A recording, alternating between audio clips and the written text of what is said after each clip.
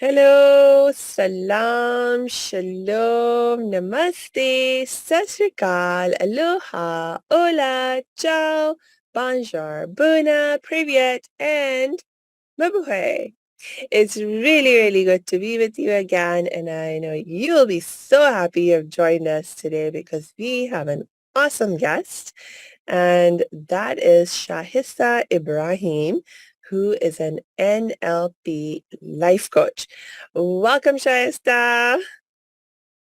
Thank you so much, Samia. It's such a pleasure to be here with you all the way from South Africa. It is really a pleasure to be a guest on your show today. I really appreciate you having me. I'm so happy to have you. And please, Shahista, tell us more about who you are and what you do. Okay, my pleasure. So I am an NLP life coach. Had a few vocations over the years, but this is what I'm quite happy with. Alhamdulillah. So I do NLP coaching, which is to do with processes and trying to change the subconscious mind. I work with kids as well. I do a bit of bars, which is a different modality from something called access consciousness. I do something called an energetic facelift. I do a bit of body talk. I'm a cupping therapist and a practitioner, so I teach and facilitate people to become cupping practitioners. I teach massage. Um, I teach Indian head massage. So I'm trying to evolve in trying to be a little bit more of a very integrative, holistic approach Mm. to health. Alhamdulillah. So you're working on the physical health, working on the mental and emotional. So together, just letting somebody be the best they can in all aspects of their life. Yes, that is awesome and amazing, and I love it because, I find that uh, this integrated, holistic approach to health and wellness is so important because ultimately we are just one person and everything in our system is so interconnected and so interdependent. I know more and more now, thankfully, even in the mainstream medical system, this awareness is starting to grow. Uh, but I know, like, for example, when I was younger, growing up, and like really going through some real challenges in terms of my health and wellness, um, this is like maybe now, I mean, 20, 30 years ago, this kind of integrated holistic approach, at least the environment that I was in, it wasn't being talked about. There didn't seem to be so much awareness of it. I was mostly in the hands of Western medical doctors. And first of all, they had all kinds of difficulty even diagnosing what was wrong with me. And then finally, they made some diagnosis and they started some treatments, which helped a little bit, but not a whole lot. And what I realized later on, because, as actually started to get better, it was took me like a good 10, 15 decades, not decades, years of treatments to get actually start feeling better. And the reason for that was that a big component, as it turned out, in terms of why I was getting so sick and not so healthy in the first place was because of mental trauma and emotional trauma issues that were not addressed at all in the medical system that I was being processed through. And until I started, working on my mental emotional health, my physical health didn't start to improve either. So it's like, it's just really, really amazingly strange to me now, knowing what I know and having experienced what I've experienced, that everybody, like in terms of the medical profession and the health and wellness profession, is not about taking an integrated approach and a holistic approach to health and wellness. It's just so strange to me now. I think when you know what you know, and because information is so relevant out there now, you can't imagine another way, and you think that's the best way because, Mhm. like you so correctly said, we are so integrated and our entire body. I mean, when you learn about physical issues and how they come up, at the end of it all, at the bottom, the root of it all is always some emotional trauma. Mhm. And, I had a very similar experience. I used to do NLP alone, and I was quite happy working on the mental state of people, working on their subconscious mind. And that's why I love NLP, because you're physically changing the subconscious, which is great. And I tell people that your mind, if you think about it like your cell phone, there's so many, there's so many things, there's so many facets to it, there's so many things happening. But if your cell phone had to stop working, we don't talk to it. We don't just leave it there and hope that it gets better. Like, you go in and you give it in and you want it fixed, and it comes back with a sort of a warranty. So our minds are exactly the same, and that's why NLP worked. But when I did that for a while, I noticed that people are starting to feel better, but I felt like I wasn't dealing with their bodies because they still come in with a little bit of pain or things that were trauma that were sitting in their bodies from such a long period of time. And then I said, I want you to get into more of the little bit of a body processes as well. So I've done quite a few modalities that deal with body and with mental state. And when you deal with it together, then you notice that people really, really start not only just feeling better in their mind, but their bodies show it as well. Like, I'd have somebody leave and say, like, for the first time in like 12 years, my knees don't hurt anymore. And Yeah. then and at the same time, they actually feel like they've got, they look at life, and sometimes they'd walk out of my office and say, but does it look brighter today? Does the sun, it just like everything just looks better because, alhamdulillah, I think it is great that you can start seeing life for what it needs to be. And that's why I am so grateful to have found this modality, because you can change lives. And just much like you, I also have at the moment some health issues. And the doctors have diagnosed me with, I had hepatitis A. It caused a lot of liver cirrhosis. I mean, people that drink a lot have liver cirrhosis, and I've never taken a drop of alcohol in my life, and now you've got 80% of my liver that is just dead. But because it's a regenerative organ, that the 20% that's well, like it really is what's keeping me going. So when you work on your mindset, then you actually, you can deal with that, and the body actually says, but I don't need a transplant, I don't need to go into hospital as often. And that's why I feel like I need to be my own example, because I can tell my clients then that, look, because some of them come with the weirdest problems and shame, and some people really have a lot of issues and so much of trauma, and they keep thinking that because you're the coach, you've got all the answers, you're supposed to have this perfect life because you know better. And Yeah. then I have to tell them, but this and this has happened in my life, and this is what's going on in my body, and this is a sign of like my trauma from a long time ago, and this is how I'm dealing with it. So I may look like I've got certain answers, but that doesn't mean that we are beyond going through those issues.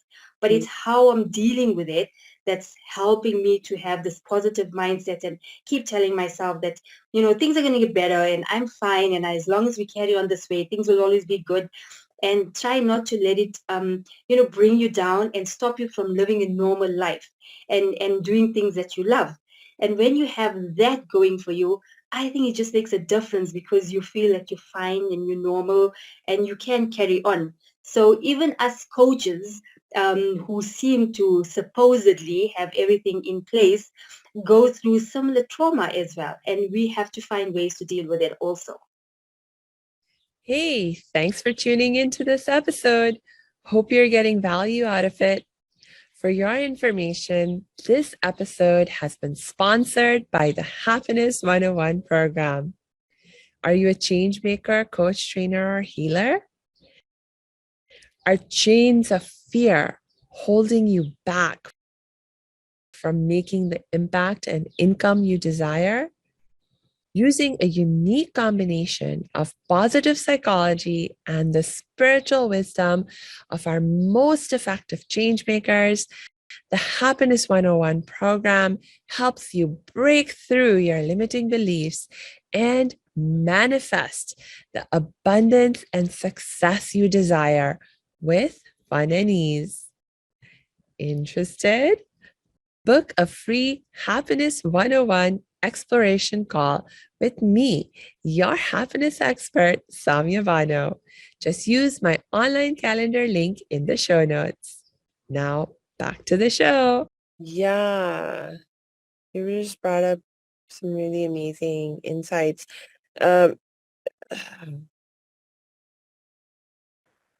okay, so I have been thinking about talking to you about a somewhat different topic, but this is what's come up. So this is what we're going to talk about. So, you know, dealing with like challenges, like let's stick to this health context issue because this is like in some ways, very concrete kind of a challenge that, it's like there's something that, you can see, feel, touch, uh, that there's something that's not quite right in your body. And like with mental emotional trauma, sometimes, it can be like, oh, I don't know, am I better? Am I not better? I mean, people can struggle to evaluate how good they're doing and so forth. But if you have like a physical condition, then usually there's more ways to like measure your level of wellness or sickness and measure the progress that you may be getting in terms of, you know, so I mean, I just say all that to say that, um, when we do have something that goes wrong, so to speak, in our body, and, we are practitioners of holistic healing and all of that kind of good stuff, and we are okay, we're like, okay, let us be our own best practitioners and practice what we are preaching on ourselves. um, that is really cool. That is really cool. And I know, like, for me sometimes, um, that is when, um, the some of it's like in what's the point? There's like a few different points that I want to make. Um, the one that's floating on top. Okay, so there's a few, but the one that's floating on top is one. I actually also recently went through a little health event where, I developed this like pain in my hip. Now, theoretically, I've had this like issue that, this pain comes back every few years. And this time around, it's been longer than usual since it's come back. And this time, more clearly than ever before, I must say, I've been realizing that there is a mental, emotional connection to not just my feeling the pain, but to how quickly it's been resolving or not. Because the experience that I've been having in this round of this pain emerging is because now I do different kinds of spiritual healing processes also, and I do these really powerful healing prayers. And the really interesting experience that I had this time around was that I started feeling the pain. I was like, okay, I'm going to do my healing practice. So I did the healing practice, I did the healing prayer, and the pain went away. And I was like, yay, woohoo. But then like 1 or 2 days later, the pain Back came back. again. Yes. And so then I did the same thing. I did my healing prayer again, and the pain disappeared. But then it came back. And then what happened is that I got into uh like this kept happening where I would do my healing prayer, I would feel better, but then the pain would come back. I was like, and then I didn't immediately want to associate and admit why it kept coming back. But it's because I got angry. I had a fight with somebody and I got angry and I wasn't willing to let go of the anger entirely. Like there was still some part of the anger. And even after I calmed down the anger, there was still like some hurt feelings that were underlying the anger. And so even after I let go of the anger in terms of the feeling, the hurt was still there. And behind the hurt, there was judgment, right? And that is what I was really struggling to let go of, the judgment and the hurt feelings that caused that judgment. And I realized, oh my gosh, this is why the pain keeps coming back, because no matter how many times I go through the healing prayer, when I allow myself to slip back into the judgmental mindset, the pain comes back. And so it's only when I'm like, okay, so instead of focusing on, oh, I have this pain in my hip in the context of my healing process, I'm now like, okay, I'm going to focus on releasing the judgments and the hurt feelings. And I must say, ever since it's just been a few days since I've admitted to this as the core problem and shifted into this mindset, that I'm definitely now starting to feel like the pain is still just a little bit there, but I can feel it getting better. And I can feel it like getting better, not just like in a and the fact that it's happening for me slowly, I'm like, okay, I'm going to take my time because it's really important that I get rid of this from the root, you know? Absolutely. So, And pain is our body's way of talking to us. yeah. Like a lot of times we feel a certain discomfort, but Mm, we ignore it, And I think a lot of females, like we kind of say it's not serious, I'll deal with it. You take a Panado or, the paracetamol, you take some kind of medication and the pain disappears. And you think that it's okay, it's fine, I can deal with it. And the next time the pain comes, it's a bit more severe. But again, so we tend to just ignore, and the body's way of literally telling us that something's going wrong yeah. is by giving us pain, because that's the only time we pay attention. So when you actually got to a level of pain in any part of your body, that's where you really have to pay attention and actually say, now I need to sort this out, because from here it just gets worse and worse if it's not addressed. And the amazing thing is, with the amount of studies that have happened recently over the years, we can now pinpoint literally what emotion is sitting in which part of the body. And I think that is just totally amazing, because there was a lady that had made an appointment with me on WhatsApp, and we agreed that she'd come to the office, and I just knew her name, but she sat down and she came in a little bit late, and she was in a frenzy. And I'm so sorry I'm late, and I was rushing to get here, and oh my gosh, I have such a bad headache. And so she just said that. We hadn't even talked about her surname, or that was it. She sat down and that's what she said. And I thought, here's an opportunity. So I said, okay, so who's not validating you? Who in your life is not making you feel important? And she was shocked. And she looked around, looked at it, and she said, who have you been speaking to? How do you know this? Right? And for me, when you get a headache, that's a sign that you're not being validated. And as human beings, our core value is for someone to validate us. I mean, as kids, when the kid does, crinkly nose or knows how to smile or laugh, when we clap hands and we tell the child, and they clap hands, and so we validate them, and then they want to show us more of the cute things that they do. So at the base of human core level, being made to feel important is so significant for us.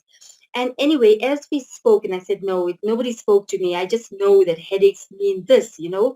And she said, yes, that's why I'm here. I'm not dealing with it. I'm married about 4 years now. I'm still living with my in-laws, but I don't feel like the home is my home. I'm told every single day what I need to do, what I need to cook, how I need to do it. I'm not at peace. Nobody makes me feel important. No matter how much I do in the house, it never feels like I'm doing enough, and I can't take it. I'm getting migraines now, right? So it was actually so bad for her. So we worked on her self-esteem. We worked on her level of validation. And because Mm. the thing is, you can't change people. You Yeah. can't change somebody to love you and force them to be there for you. You've Mm. got to sometimes be there for yourself, right? Yeah. And so that was the way we actually handled her coaching and brought her to a level of, okay, I'm important. And the minute she kept on saying that, and releasing everything and all the trauma and the way she was feeling and the way they made her feel, the headaches got better to the point that she could manage them. And so people will say, okay, so the doctor would say sometimes you're dehydrated, that would also lead to a headache. If you have too much of dairy, sometimes that also leads to a headache, so you have those physiological issues, but at the core of it all is always an emotion. Yeah. And once I had just an example. I had a client. She came in, right ankle completely swollen. She was limping for like months. She was limping. She couldn't walk. And she said, okay, I'm coming in. I heard about what you do. Let's see what comes up. And I said, yeah, well, that's it. I mean, I'm just a practitioner. Let's see what comes up. In any case, we worked on her trauma. And what came up was that she was having issues with her father-in-law. Mm. And so, because when it is right, so this is an amazing thing about the body, and this is something quite interesting for the listeners, that if it's anything is on the right side of the body, it is always somehow related to some male in your life. Like it could be a boss, it could be your husband, it could be a brother, it could be a son, it could be some male related issue, and that always shows up on the right side of the body. And when you have something related to your mother, a female co-worker, any female in your life, and you've got some a fight, some issue, something, somehow the body always lets it out on the left side of the body. So there is just a genuine sign. So when she came in with a right ankle, I told her, listen, there's some male issue in your life. And when it's an ankle, it's about not being able to move forward, right? Because legs are about taking us forward in life. And she said, nah, you don't know what you're saying. And then we would go through this entire session. And at the end, I said, this is it. I'm like, I think it's your father-in-law, because we went through this whole thing. And she said, I can't believe, but you're correct. So her father-in-law stays somewhere that's 600 kilometers from where she stays. But every single weekend, he calls them and he'll say, what are you guys doing this weekend? And they say, well, they have to answer. And they say, we're going shopping. And he would say, again? But didn't you go shopping last week? What do you need this week in your house? So from 600 kilometers, he was dictating to them what they should be spending on. And she kept on telling her husband, you don't have to tell your father everything. And her father, he thought it was disrespectful. So he'd answer every single question to his dad. And that was sitting in her ankle. And the minute we worked through it, she could walk. She could walk better without a limp. And she was so amazed at how amazingly connected the body was, that she'd never considered that her ankle pain that it caused her to limp was related to her father-in-law who was sitting so far away. So, I just find that it's always amazing that the body, once you understand it, you get so many answers from it, and that you can actually, like you say, when you're accepting certain emotions, when you're willing to deal with certain things, like the pain starts to dissipate and you start feeling better, and it heals itself. It's just, it's a beautiful tool. I think our creators, a master creator, because when you see how it's built, how it is, how it can manage itself, like it's a wow, it's really fascinating. Yeah, it's like you said, part of, I think, the learning that we can strive for in this life is to understand better how our bodies work, how our minds work, because when you understand your inner self and the workings of your inner self, there's something really profound about that, in the sense that um, in terms of connecting that understanding to what is the purpose of our lives here? Why are we here to live? And, like for me, it comes down to we're here to learn things. Each one of us has maybe different lessons to learn, but we all are here to learn something or the other in our lives. And the challenges that pop up in our lives, is uh, right now we're talking about these health challenges. Um, they pop up for the reason of actually helping us to learn the lessons that we need to learn. It's like I need to learn to let go of the anger and even more than the anger, the judgments and the hurt feelings that are underlying the anger with regards to the specific issue that, I'm dealing with right now, because like it's not a universal problem for me. There's lots of other issues where I don't get angry anymore. I don't get upset anymore. Like one of my biggest wins, I think, in that context is when I'm living in America, and here, we have been dealing with a lot of Islamophobia. You know, I moved to America right before 9/11 happened, the terrorist attacks that happened. And there's this huge spike in, Islamophobia and Muslim kind of incidents and racism that, Muslims in America had to deal with. And then it, got better after a while. And then there was another spike. And, so it goes up and down, up and down. And these days we're definitely, going through one of those periods where there's more Islamophobia happening again and more anti-Muslim sentiment happening again. And I just, whatever I hear, it doesn't make me angry anymore. It doesn't make me upset anymore, because I've come to realize so deeply that it's not about me. Well done. And it's not even about my religion, not really, because the things that people say they hate and that they are protesting, um, they're not really truly a part of Islam as I know it and as I live it and as I love it.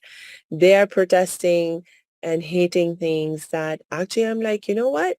I hate violence too. I would never support or condone, some killing of innocent people or, this and that.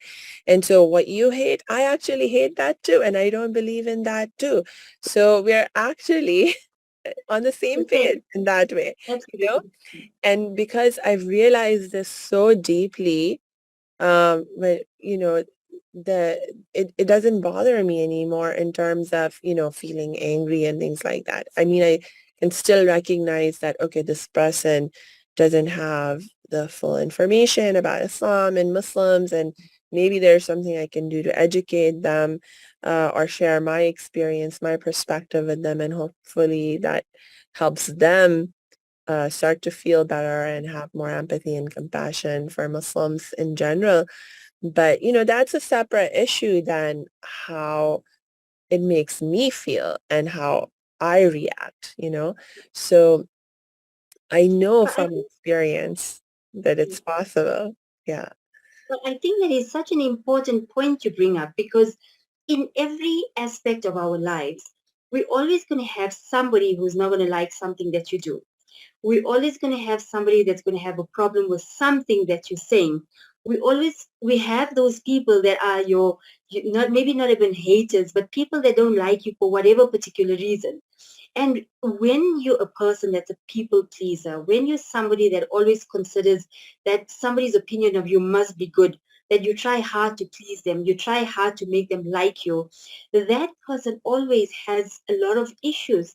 Like, because you always trying your best And when people don't accept you, you try even harder, and then they don't accept you again, and you try harder. So their entire lives are about convincing other people to like them and to validate them and to think that they're good enough, right? And a lot of our issues come from that, because every time somebody doesn't say something good, we internalize it and we say, oh, that's true, I am like that. So if they don't like something that about me, then I must be like that. And that's how almost 70 or 80% of the world is. I mean, I've been coaching for over 12 years. I've seen almost thousands now of people, of clients over the years. And this is the biggest problem we have. My husband said this to me, and it must be true. My in-laws say that to me.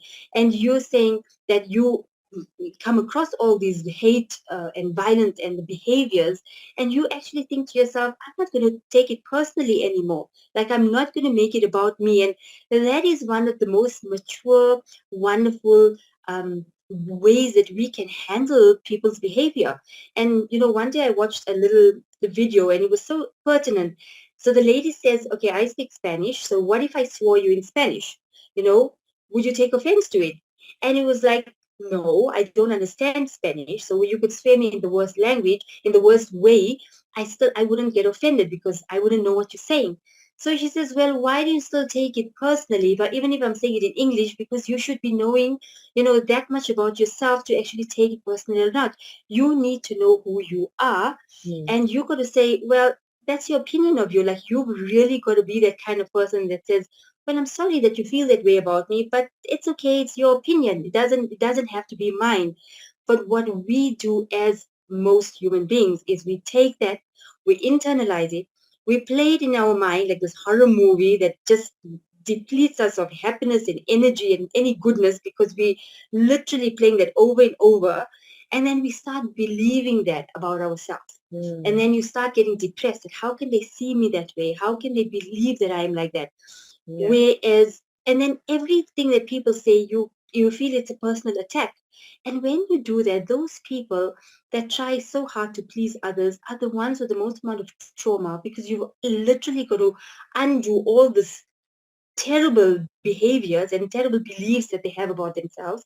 And then you've got to teach them how to be strong and resilient, and actually tell themselves, like, it's just an opinion. I don't have to take on your opinion. That's all it is. And it's that I know myself. I know what I'm worth. I know what I believe in. And when you have that mindset, you notice that people take you far more seriously. People respect you a lot more because you have that inner respect for yourself. So I love that, because that is a lot of the basis of why people come. My husband said this to me. My mother-in-law does that. My sister did. My mother trauma. Oh my gosh, that's on another level. My mother doesn't phone me as often as she phones my sister. So what? Like, it's okay. Find somebody else to talk to. Like, why do you take everything personally? Why doesn't she treat me the same? Like, if we asked questions all the time about why people behave the way we do, we'd still never get the answers, because we can never explain why people do the things they do. All it does, it just brings you so much of hurt, because you think you're not doing enough, or you're not a good enough person, or your mother doesn't love you. And that leads to a lot of pain. Like, if you think of anger, like you were specifically talking about, anger would sit normally in the liver or the gallbladder.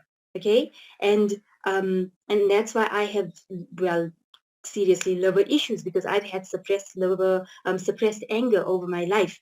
My parents never got along. My mother left my father, I don't know how many times. It was very traumatic as children. My brother and I have exactly the same symptoms. Exactly. When we go to the doctors are baffled, because we've got identical issues. And they said, we've never seen that in a brother and sister, like, not identical in this particular way when it comes to ill health. And we say, well, we grew up in the same household. It would make complete sense. And they like, medically, they don't know how to explain that. But holistically and emotionally, I know it makes complete sense to me. So people need to become resilient, where you really need to grow a bit of a thick skin and say, who am I? I need to know myself so well, because the day I do, then nothing about other people's opinions bothers me ever again. I can take it seriously if I choose to improve myself, but it doesn't have to be to the point where I'm losing sleep over it. Yeah. So Okay, this last thing that you just said, it brings up a question for me that I would love your feedback on because like when other people are expressing their opinions, um and it impacts you. I mean, it is what it is. Um mm, do you is mm, is there a role for or like how do you separate between especially like at a mental emotional level and how we're feeling about what we hear people say, where there may be some legitimacy to their perspective, um, where there may be some feedback in what they're saying that we could benefit from. And so to take that feedback and use that to help us improve ourselves, and at the same time to leave aside the negative aspects of the emotions that they're projecting or those parts of their opinion that are not valid. Um, so for example, like I remember now, this was like again many years ago, and I remember going to see a doctor, and my mom and my sister were there at the same time. We all went together, and the doctor was basically, we were all going to take turns to see the doctor. That's why we were all there together. And when it was my turn, uh, my mom said to the doctor about me that Samia has mood swings. And my immediate reaction was, no, I don't. And then my sister was like, yes, you do. And I was like, no, I don't. And so then they started to give some examples of like times when they perceived me to have mood swings. And again, my immediate reaction was, no, I don't, because I did not like that idea of me having mood swings. So I wanted to resist that. Um, but, I mean, now looking back, I can see, oh, actually, I can see the Maybe I validity in their perspective of that, but in any case, the point is sometimes what people are saying about us to us, even if you don't like it or it doesn't immediately strike us as true about ourselves, sometimes there can be some validity to their perspectives. So is there a way that we can sort of be introspective in a way where we can separate out what's true and what's not true and take what's true and leave aside what's not true? I think that's an important thing because that can be possible, right? There's definitely the element that is. So when we mature enough, and when you know as a person that we always have room for improvement, I think that becomes easier to take a little bit of what people say. But before that happens, I always believe that if you know who you are intrinsically, like I know my strengths, I know my weaknesses, I know what's good for me, I know what's not good for me, I know how I behave in certain behaviors, and I know how I can react in certain situations. So when you're very comfy with who you are and you actually aware, because human nature is such, and I studied something called life print, which is a behavior analysis, right? And I do that for always all my clients. So I can literally give you a 99.9% behavior pattern that you would have in a when things are going well. So it's a proactive behavior. And when you get something called a reactive behavior. And the funny thing is I have people sitting here, sometimes couples, and they like married for 20 odd years. And when I do a behavior analysis, because I feel that's exceptionally important to know who you are, some of them will say, I didn't realize I'm like that, but you're right now that I think about it. So I still believe that sometimes, even though we could be living with ourselves for 30 years or 40 years, we forget who we are, or we're not even aware of every part of us, of every facet of how we behave. So when you understand you, and when you understand what you are, it kind of helps to separate that, because then you can take some validation from that and you say, okay, so I hear you on this point, I hear you, but that one, no, man, that can't be me. But then, when I think about that, it's sometimes there is an element of truth. And this is why we did an exercise, and this is a beautiful exercise for anybody to do. So we always call it the t-shirt exercise, because it's a plain piece of paper with like a t-shirt drawn on it, right? And it's got a column in the middle. So the one side says, um, how I see myself. Okay. And the other one says how others see me. Mm. And I can't tell you, Samia. So when we were doing our coaching, and we would first, you had to know a lot about yourself. You had to heal parts of yourself, because you can't get a client sitting and you're crying. Doesn't make you very professional when you look that way, right? But we all had to do this. And I thought, yay, I'm a great mother. I'm always sacrificing for my kids. I have a great sense of humor. So my kids are just going to write all these wonderful things, because how I see myself, I wrote it down. And then I sent the paper along and I said, just be honest, because this is an exercise that I need to do, because I want to learn about myself. And my kids wrote stuff. And when I looked at it, I couldn't believe, because how we see ourselves from our perspective, sometimes people don't see it that way. Like they really just don't. And my kids were wrote, she's a bit impatient, sometimes favors the small brother. Like, and I'm thinking, where is all this coming from? It was actually, and I remember now, it was like so hurtful. And I'm thinking, I have been living in my own absolute world, because I thought I'm this amazing mom. And here they've got like 10 different, and each one of them had different things to say. But so I always believe that when you see that particular exercise, you realize that other people perceive you differently.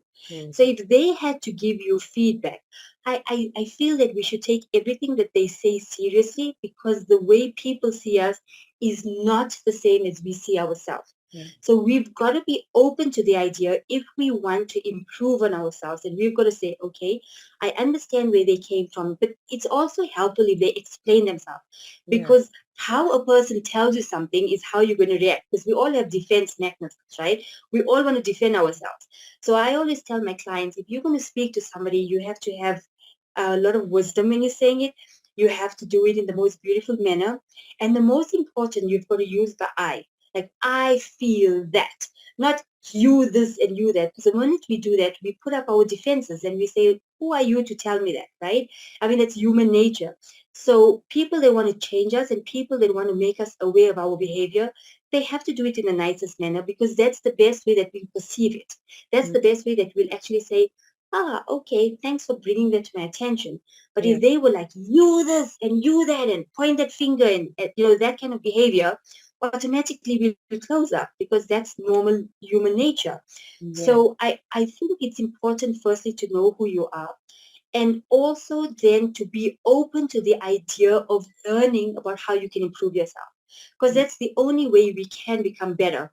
If we were just stuck in I'm perfect, I mean, when my kids did that exercise, it would have been easy for me to say, well, you guys just don't appreciate me, you don't care about me, I sacrificed my life, I sit at home, taking care of you, I drive you around, and this is what you think of me. It would have been easy for me to do that, right? And just carrying on being the mom that I wanted to be. But in order to improve on who I was, and improve on being better for them, I had to pay attention. And I had to say, okay, so I don't see it that way, but they do, so let me do something about it. So the most important is to be open to being introspective, and Yeah. open to change, and open to being more, a better version of who you are. And even if it's painful, I can tell you it is painful, because you think you're always doing the best and you're always doing the right thing, and people tell you you're good is not good enough. It doesn't feel good, But I believe that we should thank those people and say thank you, because of your insight, because of your, your opinion, because of how you see me, it helps me come better. So there's definitely different elements, and if we want to improve on other people, then please, we've got to do it in a good manner. We've got to be kind and compassionate when we say it. And one day when we talk about communication, we can really talk, because words are only 7% of communication. The rest is, your facial expressions and body language and those kind of things. So if somebody is telling you that in the most horrific manner, you're definitely just going to say, I don't talk to you, because that's not how I like to be spoken to. So there has to be an element of goodness and genuineness and caring and compassion when you're trying to change a person. Yeah, yeah. Yeah, I it takes a lot of maturity and wisdom to get to a place where, like, I think about some of the greatest models that we have of people who lived with peace and nonviolence. Um, and I think what really distinguished them and what allowed them to be so peaceful and nonviolent in their behavior towards um, others is because it's like had developed this ability to see the real issue and let go of everything else that was not important. So if someone see the real issue in terms of what's really going on for them that's making them behave that way, like if somebody is not expressing themselves in a beautiful way, to be able to sort of look past um, the surface level of how they are behaving and to be able to see beneath that their pain and their hurt, and but also to hear and to separate what they're saying that is valid, good, valuable feedback, and what is just, a reflection of the anger and the hurt. So that's just a skill I think we can all strive to develop more and Develop. more, get better and better at. Uh, Absolutely. It yeah, is, and the thing is, I think it depends on who it comes from as well. Like if yeah, it came from someone close to you, you'd be more inclined to listen, because maybe you spend more time with those people. Maybe they know you better. There's some then element of truth, then you should be paying attention because you want to improve your life with them. But if mm, I had a long lost friend and somebody who I met very seldomly, and she didn't have good things to say about me, I'd be less inclined to pay attention to her, because I mean, we will literally meet once in a while. Every time you see me, you've got something to say. Like, it's okay. I wouldn't probably take her too seriously. But if yes. it was somebody that was very close to you, your relationship with them was something that was important to you, I would definitely take a little bit of interest in what they had to say, because again, I don't think we perfect. I think we all have room for improvement. And I think if you seem to take somebody a bit seriously and show some kind of effort in what they had to say, you would only improve your relationship, because relationships are based on how much of effort you're willing to put in. And Mm, if one side does everything, the other side does nothing, then you wonder about how one-sided does this person feel the same way about you that you do for them, because it's in the actions, right? Everything's the actions. Words are very easy. So when we actually say, okay, if that's what you said about me, I may not fully believe you, but I'm going to try to meet you even few steps or just even a quarter way along the path, and they see some kind of effort on your part, I just feel that it just enhances your closeness, your relationship, the way you handle each other, and effort shows that I care. I am willing to, meet you halfway or come and take you seriously enough. And I think that that's something that's all important, because we all want better relationships. yes, yes, that's true. You know what you were just sharing made me think about uh another really important aspect of this whole dynamic is that um, you know, definitely the kind of relationship you have with this other person is so important, both in terms of how you feel in the first place, but also how you proceed in the long term in terms of how you respond and so forth, and how much effort you put into making things better. With someone that's close to you, the relationship is important to you, so you want to put in that effort and that time. I think one of the things that becomes really important also, it's like earlier you were saying, one of our core needs is to feel validated, and I think that, like for me, I might use a somewhat different word, that we want to feel loved, like, and not just loved in any which way, but we want to feel unconditionally loved. I have learned this lesson in my life, uh where I remember a time in my life when I was highly traumatized because I'm a survivor of child sexual abuse. And for many, many years, I didn't tell anyone about being abused. And in that time, I was carrying all kinds of shame and guilt inside. And because of that, I didn't feel lovable. I didn't feel worthy of being loved. And so even though, for example, I was surrounded by loving family members, I especially, felt this with my mom, where my mom, she's the kind of person who just um, loves to show her love in so many different ways, hugging, kissing, making food for you, doing all kinds of little big things. And so on the one hand, I could see that my mom loved me. But, the thought I kept having, which was really depressing, was that if she really knew me, like if she knew how dark I am on the inside, then she wouldn't be able to love me. And I'm not actually worthy of her love. And so, um, and so what happened with that, it was like, it made me realize that it's not enough for my mom to love me. I need to know that she can love me as I am, even with all my darkness and my shame and my guilt. So in some ways, until I got to the point where I was able to tell her about what had happened, and then she was like, I still love you, there was this anxiety, and it sort of kept a sort of barrier between me and my mom, you know so until I could be sure that she loved me unconditionally, there was this barrier. So it's just um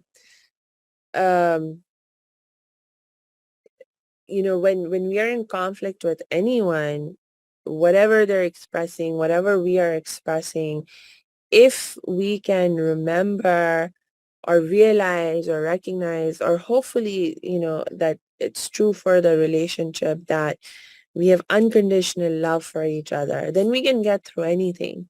Whatever is going on, whatever things we might say to each other, we can get past it. We can work through it if we can be sure that we love each other unconditionally. We're committed to the relationship in that way. So, yeah, I'll just stop there because then I'll. I think you're remarkable, really, because something like that can change you for the rest of your life. And Mhm. I've seen young girls who really just go off the handle, who don't see goodness in themselves, who don't see anything good in life, who really don't feel like they need to be here. They go in major depression. And the saddest part is they don't have people that are there for them.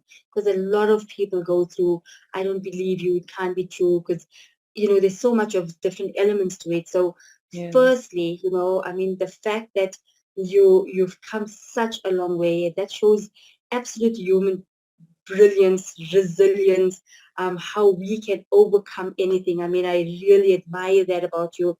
And not just, having that experience, but taking it on and saying, I'm going to make a difference in the world. I'm going to do something that's going to help people in whichever way, because that's what this podcast do. Alhamdulillah. It's beautiful. It's wonderful that you're giving back. Um, and you're absolutely right. Like, it's so important to have people on your side, because I know the anxiety. I can understand the anxiety that goes with it, because will she believe me? Will they not? Will they be on my side? Will they not? Are they, because it's this whole issue going on in your own mind at that time about whether it's the right thing to do, whether it's the wrong thing to do. And you're trying to keep this big secret. And it's such a big thing that it really makes your heart heavy. You're not seeing any goodness anywhere else, because there's so much. And the shame and the guilt that young girls feel, unfortunately, which is nothing to do with them, but it's just something that they do. So really, it's so commendable that you can, that you are who you are, that you've come such a long way, that you make a difference to the lives of people, that you are who you are. And I think that is so special, really.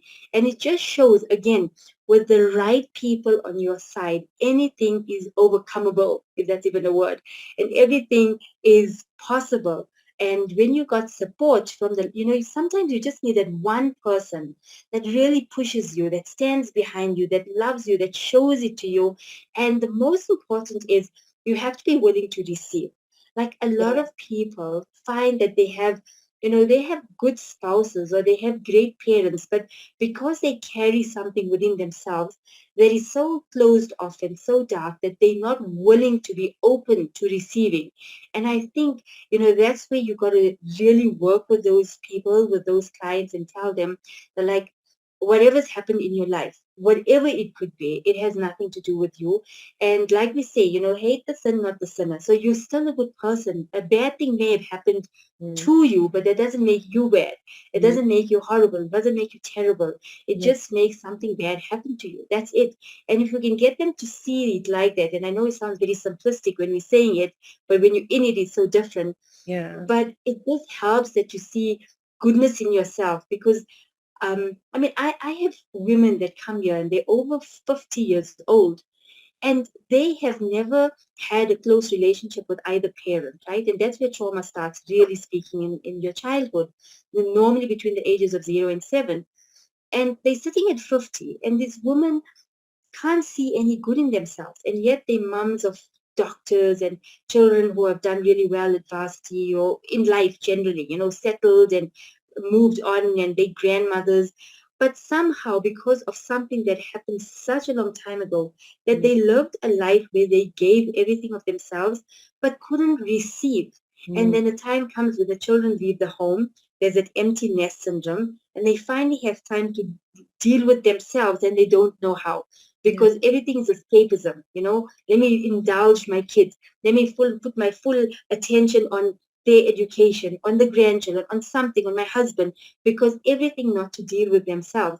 Yeah. But the only thing you do is prolong your own trauma when you do that, which people don't realize. And then they're coming at 50, and these women feel nothing for themselves. They're getting no pleasure out of life. They have all the money. They don't feel like traveling.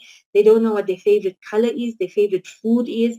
And Mm. it's very sad. That's because they haven't healed what needed to be healed at that time. And all it did is festered over the years. Now they've got arthritis. They've got, so many different illnesses that come out of it. They don't see. So the sooner people know that there's some trauma that needs to be healed, the sooner you do that, the better off you are. It doesn't have time to stagnate and get heavier and get, really play a huge part in getting your body into a space where you don't want it, and ill health and dis-ease and, all of that. Like, so it's very commendable, alhamdulillah. And I think it's beautiful. And like I said, one person to show you unconditionally, no matter what happened to you, I love you and you're going to be okay. And the minute you've got that, somebody patting you on the back, you just know. And human nature is we're resilient. We change. We go with the flow. We can pick ourselves up. I mean, every single person in life has been through something or the other, and we just get up and get going. Every day is a new day. So I think that's very, very commendable. Oh, thank you. Uh, yeah, I keep wanting to ask you more questions and talk about more things, and I think we are like way over time. Need to wrap up for today, but that was a beautiful thought on which for us to sort of begin to wrap up. Do you have any last thoughts, Shaista, that you would like to share? Firstly, I really want to thank you for this. This has been such a special podcast for me. And, we thought about one topic and, we just went in a different direction. Yeah. But I always say that sometimes, we just need to go with the flow because there are people that need to hear this as well. Yeah. My last parting shot would be that everybody out there who's going through any kind of difficulty, work on it. There are books to help you. There are coaches to help you. There's ways to get by it. Like, I don't think in this day and age, anybody needs to sit with anything anymore and not get on with life because I don't have time. Or you have these little excuses, but the excuses are just basically you thinking that you're not worthy of being more than you are. So fight it. Push those thoughts aside. Go and get help. Be the best you can. Deal with the pain. Deal with your trauma. And I just think a beautiful life awaits you when you can actually be pain. I mean, who doesn't want to be pain free? Who doesn't want to have clear minds that don't play this whatever's happening to your life all over again? And everybody deserves that. So if you're out there and you're somebody that needed to hear this, just remember that you're loved, you're special, you're important, you're amazing, you're brilliant, you're fantastic, and you deserve the best. Yes, give yourself the unconditional love that you desire. Ah, okay. So with that, my only other reminder to our listeners is to please make sure you check the show notes because I will be adding Shaista's links in there so you can connect with her whenever you need and whenever you are ready for it. And until we connect next time, I just wish you lots and lots of peace and joy.